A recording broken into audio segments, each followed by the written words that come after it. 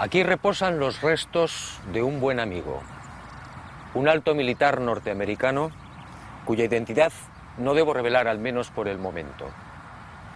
Él forma parte de la historia que quiero contarle, una historia oscura que usted probablemente no creerá. Pero ese es mi deber, sembrar la duda. Sígame y descubra una historia que jamás fue contada.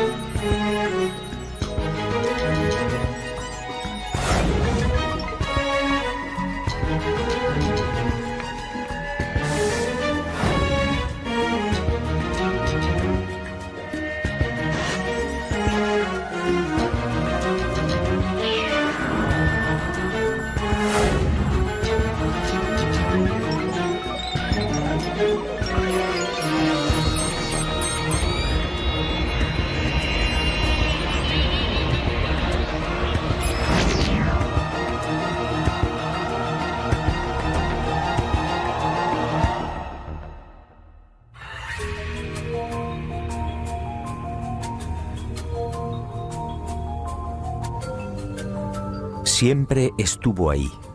El hombre primitivo alzó también la vista hacia ella y sintió curiosidad.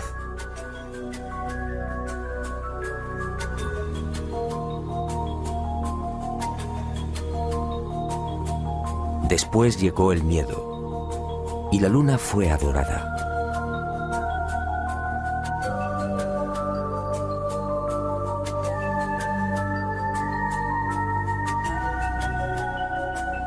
Más adelante los seres humanos la convirtieron en un sueño, a veces bello, a veces terrorífico.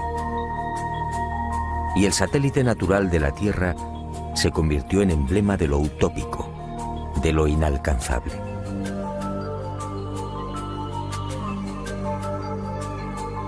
Hasta el siglo XX la Luna fue propiedad de poetas y soñadores. Algunos más audaces llegaron incluso a describirla. En el año 499 a.C., el filósofo griego Anaxágoras enseñaba que la Luna es un astro habitado, con infinidad de valles y montañas. Y otro tanto pensaba Demócrito, el creador de la teoría atómica, nacido también en el siglo V a.C. Pitágoras creía igualmente en una luna viva y habitada. Y su discípulo Filolao iría más allá, asegurando que nuestro satélite natural se hallaba habitado por seres 15 veces más grandes que los humanos. Y acertó al afirmar que el día lunar equivale a 15 días terrestres. Después llegaron los libros. Plutarco, en el siglo I de nuestra era, describe la Luna como una segunda Tierra. Y con los libros, los viajes. Fue hacia el año 160 después de Cristo cuando el griego Luciano de Samosata escribe el primer viaje a la Luna. En su obra Historia verdadera, una tromba de agua arrastra un barco hasta la superficie lunar. Ariosto, en el Orlando Furioso, asegura que la Luna es un gran valle en el que se encuentra todo lo que hemos perdido en la Tierra: riquezas, coronas, honor y esperanza. En 1638 aparece en Inglaterra El hombre en la Luna, otro libro que causa sensación. Su autor, el obispo Francis Godwin, envía a la Luna al aventurero español Domingo González, con la ayuda de una pareja de gansos amaestrados. Fue con Galileo en el siglo XVII, cuando las viejas ideas de los griegos sobre la Luna empiezan a tomar consistencia. Galileo inventa el telescopio y queda asombrado al contemplar los cráteres y las grandes superficies oscuras que son identificadas con mares. En 1647, John Hevelius traza el primer mapa lunar y lo publica en su libro Selenografía, afirmando que la Luna estaba repleta de ciudades. Entusiasmado con estos descubrimientos, Cyrano de Bergerac publica en 1648 su célebre Viaje a la Luna, un libro asombroso en el que por primera vez se habla de cohetes. Cyrano describe 2 astronaves, una impulsada por la evaporización del rocío, la otra por un cohete de 3 fases. Sería este trabajo justamente el que serviría de inspiración a Julio Verne y a los padres de la astronáutica moderna. En 1671, Querubín de Orleans publica un segundo mapa lunar. El interés del público es tal que en 1865 se publican 6 libros sobre temas espaciales. El más conocido fue sin duda De la Tierra a la Luna, del genial Verne.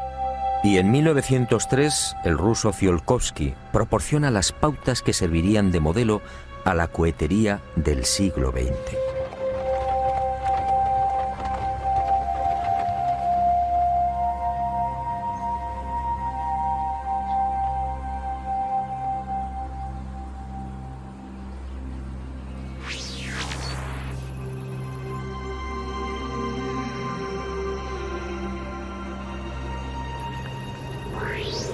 Antes de entrar de lleno en las claves de esta historia, permítame un apunte que guarda estrecha relación con lo que quiero contarle. Sígame de nuevo y guárdelo en su memoria.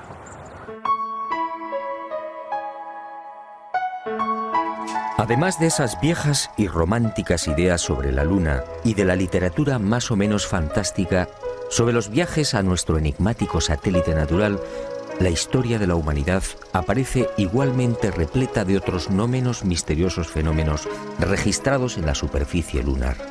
En el verano de 1178, al poco de ponerse el sol, un grupo de monjes de la Catedral de Canterbury observó en el filo de la Luna un formidable resplandor acompañado de gigantescas llamaradas. En 1789, el astrónomo Schroeder contempló atónito una enorme zona iluminada en la llamada región de los Alpes lunares. A lo largo de ese año, otros observadores dieron fe de la presencia en la superficie de la Luna de increíbles y desconcertantes luces que se movían entre mares y cráteres. En 1820, el también astrónomo François Arago publicó en los Anales de Química y Física el relato de otra asombrosa observación. Durante un eclipse, toda una formación de luces evolucionó sobre la Luna, manteniendo el orden de vuelo durante los virajes. En 1843, el mencionado astrónomo alemán Johann Schroeder asistió a otro fenómeno para el que tampoco se ha encontrado explicación. Al observar el cráter Linné en el Mar de la Tranquilidad, el científico comprobó algo desconcertante. El citado cráter de unos 7 kilómetros de diámetro cambiaba regularmente de forma. Poco después, para asombro de la comunidad científica, el cráter en cuestión desapareció por completo. ¿Qué había ocurrido? En 1971, Apolo 15 sobrevoló la zona y fotografió Linné. El desconcierto de los astrónomos fue total. El cráter Linné solo tenía 2.700 metros de diámetro y estaba allí. En 1877, el astrónomo inglés Klein fue testigo de otras intensas y rápidas luces que se dirigieron al centro del cráter Platón. Una vez en la caldera, las luces se reunieron formando un triángulo. En 1950, el Dr. Wilkins era testigo de otro suceso aparentemente imposible. En el centro del cráter Aristarchus se encendió de pronto una gran luz, iluminando una amplia región lunar. Grandes llamaradas en la superficie de la Luna, luces en formación.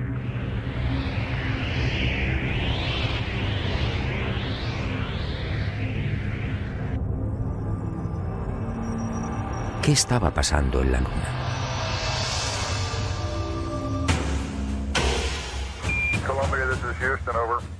Y en julio de 1969, al fin, el ser humano cumplió su viejo y añorado sueño. El Apolo 11 se posaba en el Mar de la Tranquilidad.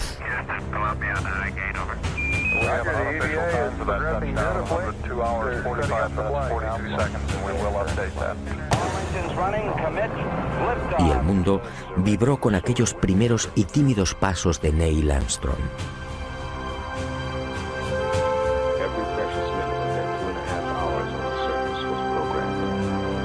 Pero el mundo, una vez más, fue engañado.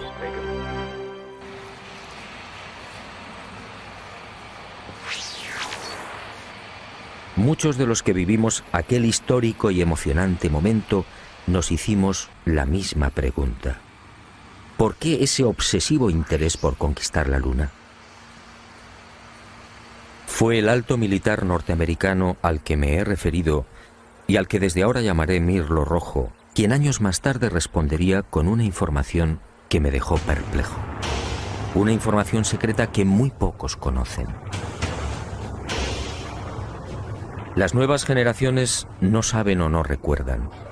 A la Luna se fue a investigar, sí, y se ha dicho también que fue una cuestión de prestigio. Una especie de apuesta entre soviéticos y norteamericanos.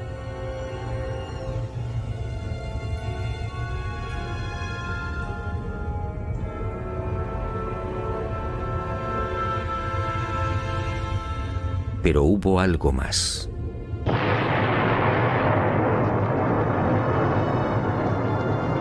En los años 50, tras la amarga experiencia de la Segunda Guerra Mundial, soviéticos y aliados se embarcaron en una loca carrera de armamento.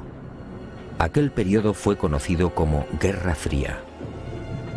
Una peligrosa etapa en la que llegaron a fabricarse 15.000 bombas nucleares y 9.000 misiles intercontinentales. Y de pronto soviéticos y occidentales experimentaron un brusco giro.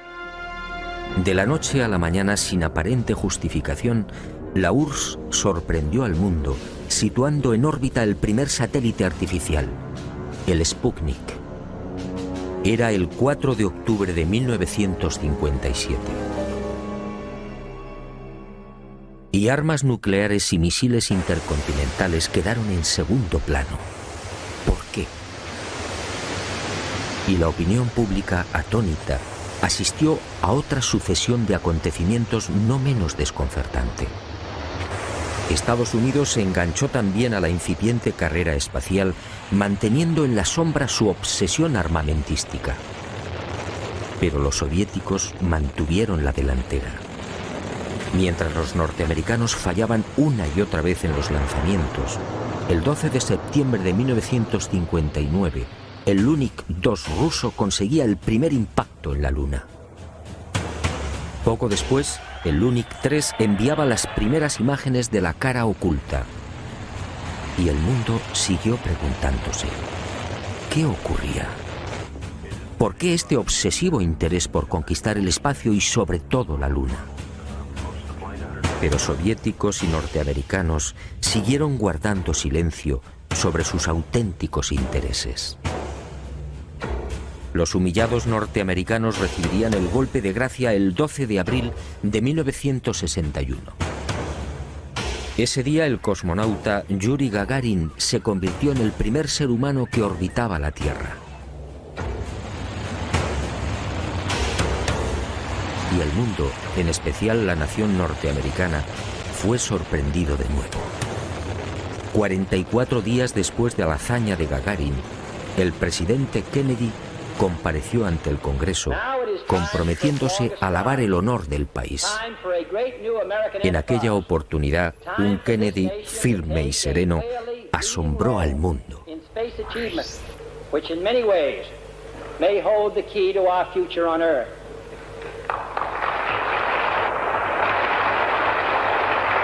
I therefore ask the Congress, above and beyond the increases I have earlier requested for space activities, to provide the funds which are needed to meet the following national goals. First, I believe that this nation should commit itself to achieving the goal, before this decade is out, of landing a man on the moon and returning him safely to the Earth. ¿A qué se debían estas extrañas prisas? ¿Qué estaba ocurriendo? Aparentemente las palabras de Kennedy obedecían a la necesidad de recuperar el prestigio y la hegemonía militar. Y era cierto en parte. La verdad era otra. La verdad llegaría años más tarde y de la mano de Mirlo Rojo. Él confió en mí y me hizo partícipe de su gran secreto. Un secreto tan espectacular como diabólico.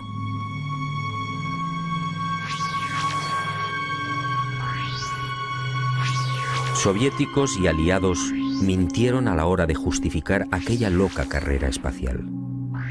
Todo empezó en la década de los años 40. En esas fechas, las intensas oleadas ovni registradas en el mundo pusieron en máxima alerta a los militares soviéticos y aliados. Para ellos estaba claro: aquellos objetos pertenecían a civilizaciones no humanas, civilizaciones muy avanzadas. El mundo nunca lo supo. Aquellos miles de avistamientos fueron la gran razón que impulsó a los militares al referido y brusco giro en la carrera armamentística, y concibieron la necesidad de fortalecer los sistemas defensivos, concediendo absoluta prioridad al espacio. Los militares no eran ajenos a los extraños fenómenos luminosos que se registraban en la Luna y que venían reportando los astrónomos. Y desde los años 50, tanto Estados Unidos como la antigua URSS redactaron planes concretos para pisar el satélite natural y establecer bases que, según ellos, pudieran controlar y contrarrestar la presencia de estas astronaves no humanas. Horizon fue uno de estos proyectos diseñado en secreto por el Pentágono. Ni siquiera Kennedy tuvo conocimiento del gran plan. Sencillamente fue engañado. Y consideró de buena fe que los Estados Unidos deberían ser los primeros en ese supuesto desafío técnico y científico. Según Mirlo Rojo, la campaña de intoxicación desplegada por las diferentes agencias gubernamentales norteamericanas y los servicios de inteligencia hizo el resto. Kennedy y la opinión pública mordieron el anzuelo. En la noche del 24 al 25 de julio de 1955 se produjo un nuevo incidente ovni que aceleraría los planes de los militares. Esa noche los observatorios astronómicos de Leningrado y Monte Palomar descubrieron un gigantesco cilindro a 500 kilómetros de la Tierra, orbitando a 30.000 kilómetros por hora. El objeto tenía más de 10 kilómetros de longitud. Días después, soviéticos, norteamericanos, franceses e ingleses se reunían en secreto en Ginebra, confirmando sus temores. Aquella formidable máquina, obviamente, no era humana. Pero ocurrió algo imprevisto. Los soviéticos no aceptaron los consejos y directrices de los militares aliados para establecer un proyecto conjunto en el control del espacio. Y el 4 de octubre de 1957, ante la sorpresa del mundo y la irritación de los aliados, tomaron la delantera con el ya referido lanzamiento del Sputnik.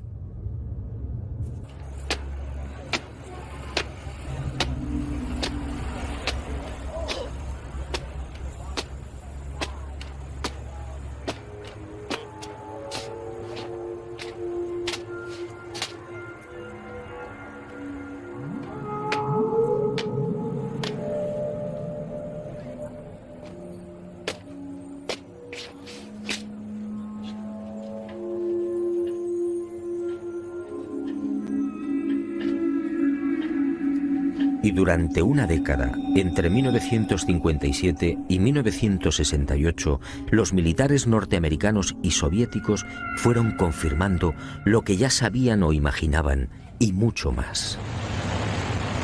En ese periodo fueron lanzadas más de 20 sondas automáticas que se estrellaron en la Luna o alunizaron suavemente.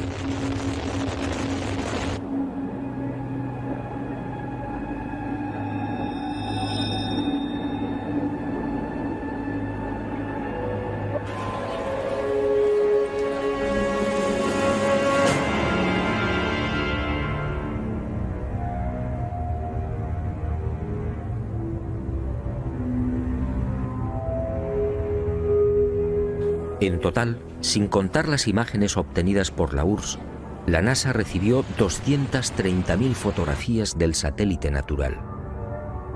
La Luna fue fotografiada en su totalidad y a muy diferentes alturas. Pero los militares que controlaban y controlan la Agencia Espacial Norteamericana no dieron a conocer muchas de esas imágenes. ¿Por qué? ¿Qué mostraban?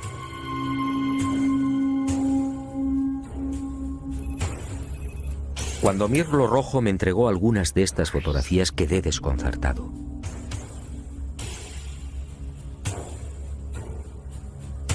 Se trataba de imágenes altamente confidenciales, jamás divulgadas.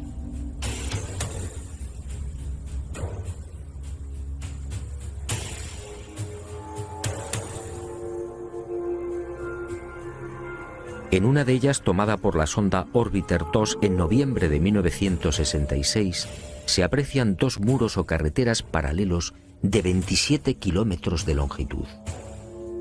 Cada una de estas construcciones totalmente artificiales tiene una anchura aproximada de 450 metros. En el muro o carretera de la derecha se aprecia incluso un curioso detalle. La construcción ha sido alterada rompiendo la impecable línea recta con una curva de 1000 metros. En otra de las fotografías, los militares norteamericanos descubrieron lo que llamaron la Gran Presa, una no menos enigmática construcción de 5 kilómetros de longitud al norte del Mare Imbrium. El 19 de noviembre de 1966, la misma Orbiter 2 captaba a 48 kilómetros de altura y sobre el Mar de la Tranquilidad otra extraña formación. En esta ocasión se trataba de enormes pilares o monolitos perfectamente alineados de 3 en fondo. En total, 30 obeliscos de idéntica altura. Aquello obviamente no podía ser una formación natural. En total, según mi confidente, NASA terminó censurando 900 fotografías. Todas ellas pasaron directamente a los archivos del Pentágono. En ellas se distinguen grandes plataformas, posibles ruinas de edificios o ciudades, carreteras y gigantescas cúpulas. Las sospechas de los militares en efecto se cumplieron y prosiguieron con el plan previsto.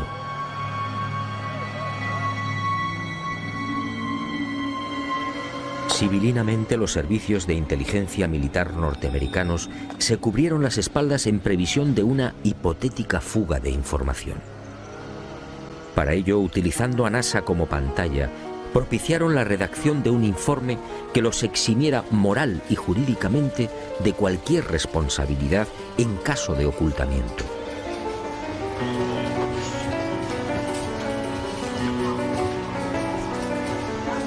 Este documento, conocido como Informe Brookings, redactado por prestigiosos científicos, sociólogos, políticos y economistas, fue presentado a la Cámara de Representantes e impreso en abril de 1961. Curiosamente, un mes antes del célebre discurso de Kennedy en el Congreso. Es decir, cuando NASA, la gran tapadera de los militares, estaba a punto de recibir luz verde y los necesarios dineros para el proyecto Apolo. En este informe, además de reconocer que la vida extraterrestre es una posibilidad real, se aconseja a NASA que no difunda los posibles hallazgos que pueda encontrar en la carrera espacial. En la página 215, en la sección titulada Implicaciones de un descubrimiento de vida extraterrestre, el documento señala que la exploración del espacio podría desembocar en el hallazgo de artefactos no humanos. En ese supuesto, continúa el informe Brookings, nuestra civilización se vería amenazada por un irremediable proceso de desintegración, tal y como ha sucedido en la Tierra en otras épocas y con otros pueblos. Este documento efectivamente no deja en buen lugar a la supuesta democracia norteamericana.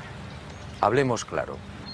En el informe Brookings, sencillamente, se anima a NASA a ocultar información. Y eso fue lo que hicieron.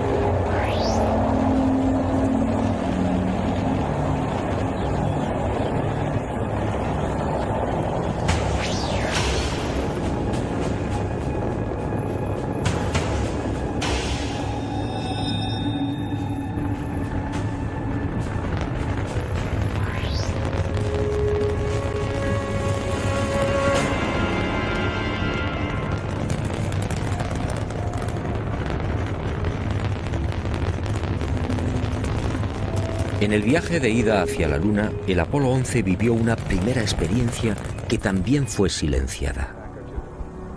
Cuando se hallaba a 200.000 kilómetros de la Tierra, un extraño y gigantesco objeto apareció en las proximidades de la nave. Los astronautas lo describieron como una formidable L, algo similar a una maleta abierta, aunque en ocasiones cambiaba de forma, adoptando la figura de un cilindro. La noticia se filtró a la prensa, pero NASA, fiel a su consigna de ocultamiento, zanjó el asunto con una explicación tan absurda como insostenible. Lo observado por el Apolo 11 solo era el sobrealimentador del cohete Saturno IV. Absurdo, sí, porque en esos momentos la referida fase del cohete se encontraba a 10.800 kilómetros del Apolo. Pero las mentiras de NASA apenas habían empezado. A casi 380.000 kilómetros de la Tierra, muy cerca ya de la superficie lunar, el Apolo descubrió otras luces que volaban en formación.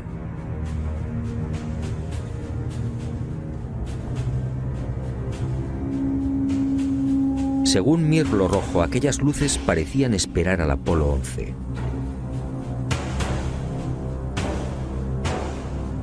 Eran muy brillantes y volaban en perfecta formación.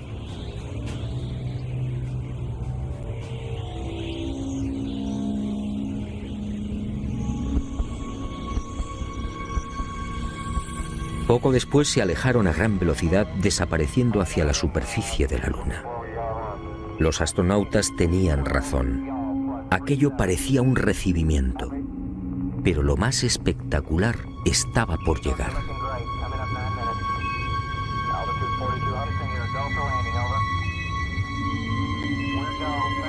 Armstrong y Aldrin descendieron finalmente. Su compañero Collins permaneció en órbita lunar a 110 kilómetros de altura.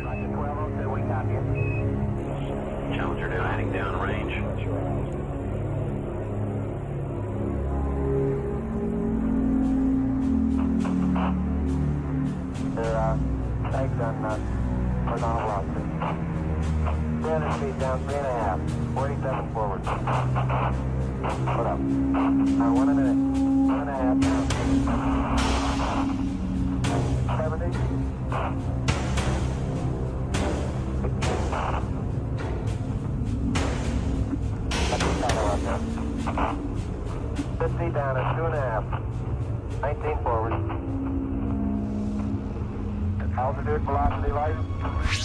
3.5 down, 220 feet. 15 forward. 11 forward, come down nicely, 200 feet. 4.5 down, 5.5 down. 260, 6.5 down, 5.5 down. 9 forward. Good. 620 feet. 100 feet, 3.5 down, 9 forward. 5%. 185. 75 feet. That's looking good, down a half. 6 forward. Challenger now heading down range.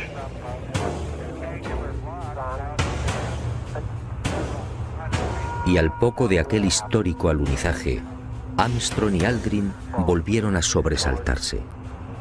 La frecuencia cardíaca se disparó hasta 150 y 160 latidos por minuto.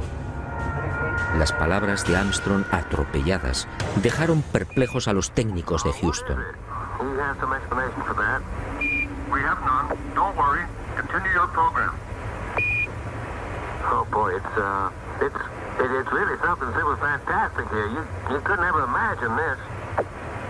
Roger, we know about that. Could you go the other way? Go back the other way. Well, that's kind of rich and pretty spectacular. God, what is that there? That's all. What the hell is that? Go tango, tango. There's kind of light there now. Al otro lado del cráter, existente a poco más de 60 metros del Águila, habían aparecido unas naves y unos seres. Objetos en forma de disco y perfectamente alineados sobre el terreno. Y junto a ellos varios seres muy altos, con trajes blancos y ajustados.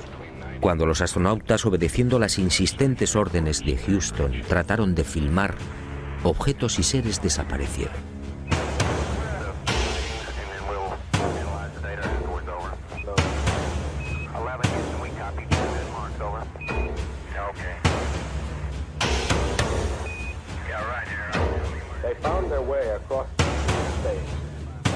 Y llegó el momento culminante, el verdadero objetivo de Apolo 11, la secreta razón que impulsó a los militares a conquistar la Luna.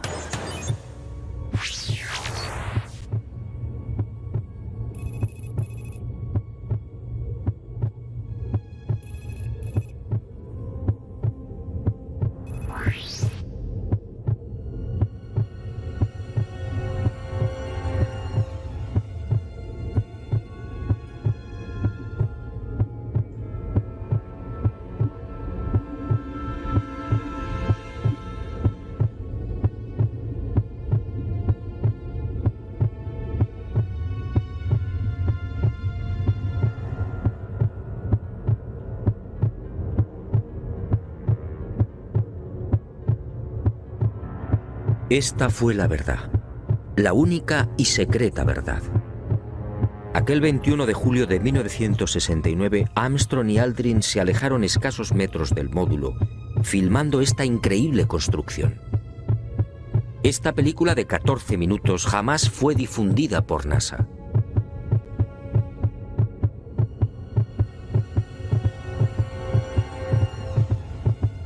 Mirlo Rojo fue uno de los pocos norteamericanos que tuvo acceso a ella. A escasos metros, sí, del Águila. Y no fue casualidad. Todo estaba minuciosamente programado.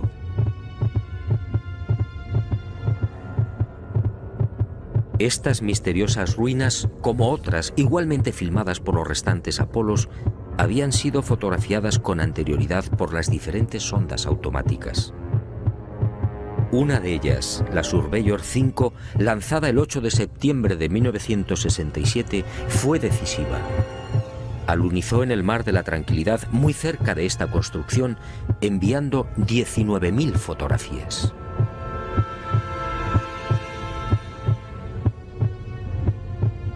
Edificios en ruinas. Edificios en la superficie de la Luna. Edificios aparentemente de una gran antigüedad. Pero, ¿quién los había levantado? Nosotros los humanos, obviamente no. Solo quedaba una respuesta. Esto era obra de una civilización no humana.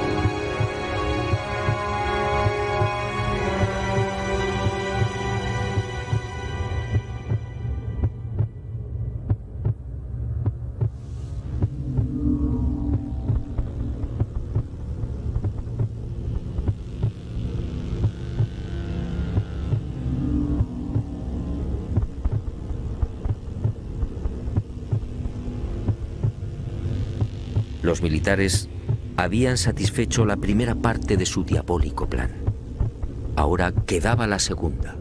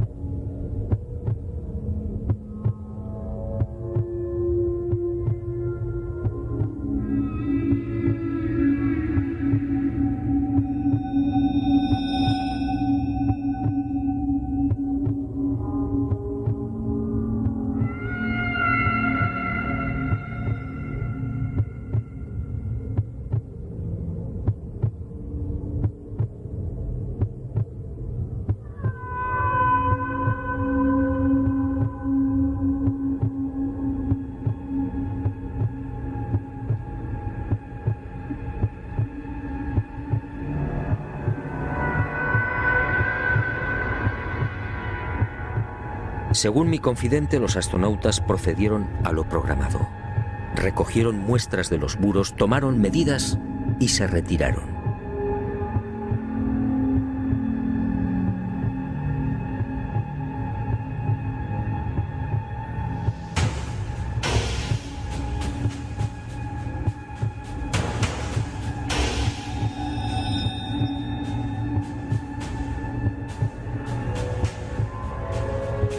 La insólita construcción, muy parecida a un hangar, medía 60 metros de longitud con una altura máxima en los muros de 9 metros. Presentaba 12 huecos o ventanas y una especie de puerta frontal de 5 metros de fondo por 3 de altura. Según los análisis practicados en la Tierra, el material con el que había sido construido era similar al de la superficie lunar. Un 60% de los átomos era oxígeno, con un 0.01% del peso constituido por hidrógeno.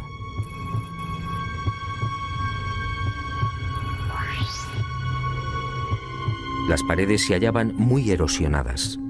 Esta circunstancia, dado que en la Luna no existe prácticamente atmósfera, hizo pensar a los militares que el edificio en cuestión podía tener varios miles de años.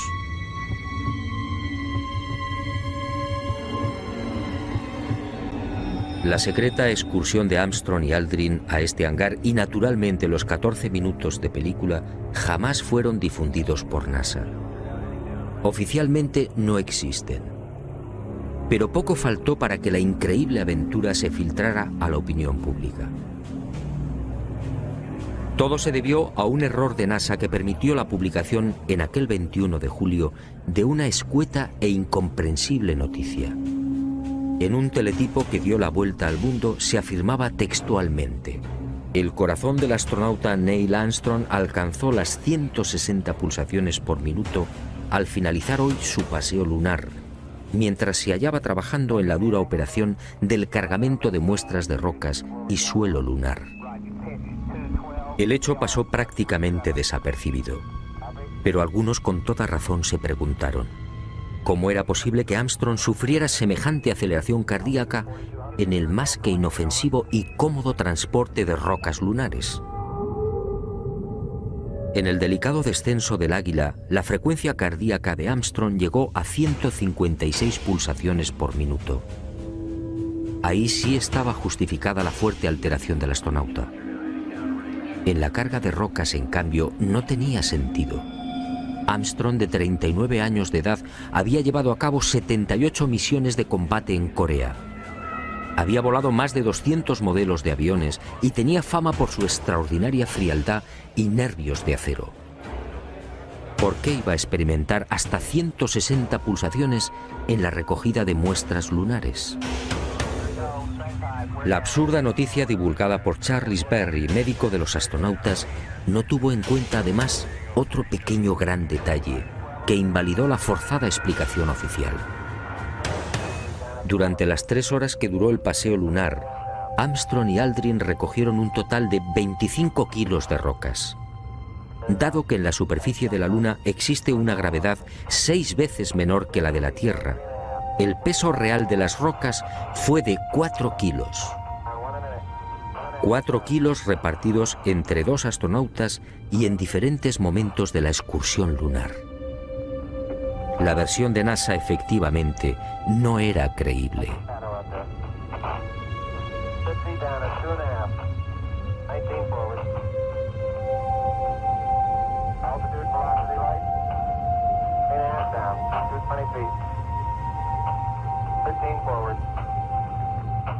Una vez más, mintieron. No fue el insignificante peso de las rocas lo que precipitó el corazón de Armstrong. Fue la visión de aquel edificio. A pesar de su excelente preparación física y mental, el astronauta, consciente de la trascendencia de lo que tenía delante, no pudo evitar la lógica e intensa emoción. Y otro tanto sucedió con Aldrin. Pero la frecuencia cardíaca de este último no fue registrada porque los circuitos electrónicos del traje espacial no se hallaban conectados a la consola que recibía la información biomédica.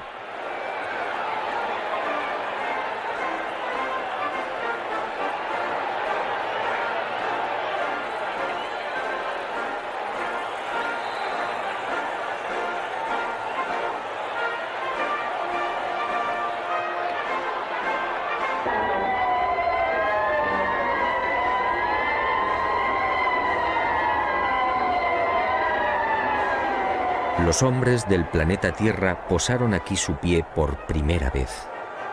Julio de 1969. Hemos venido en son de paz, en nombre de toda la humanidad. Así reza el texto de la placa dejada por Apolo 11 en una de las patas del Águila, el módulo lunar que supuestamente todavía sigue en la Luna. ¿En son de paz? Nueva mentira de NASA y de sus propietarios, los militares norteamericanos.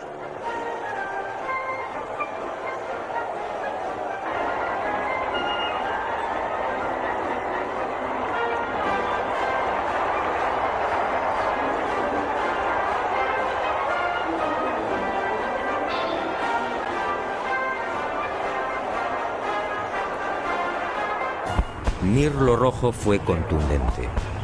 Hasta diciembre de 1972, fecha en la que se interrumpe el proyecto Apolo, otras 5 naves volaron a la Luna.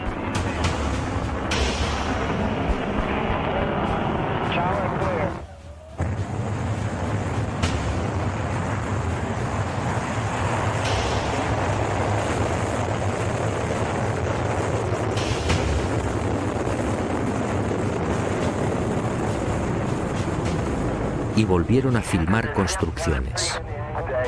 Después, esas edificaciones fueron bombardeadas y destruidas. Y existe la fundada sospecha de que Estados Unidos utilizó armas tácticas nucleares contaminando la Luna.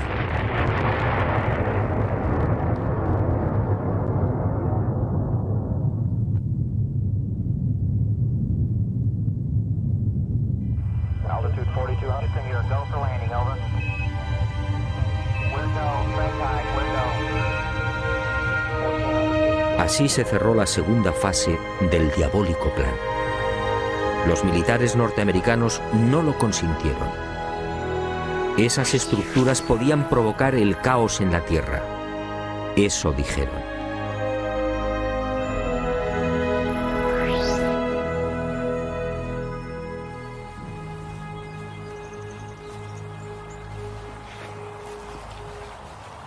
Sí, amigo. En los restantes Apolo sucedieron muchas cosas. Cosas extrañas y secretas.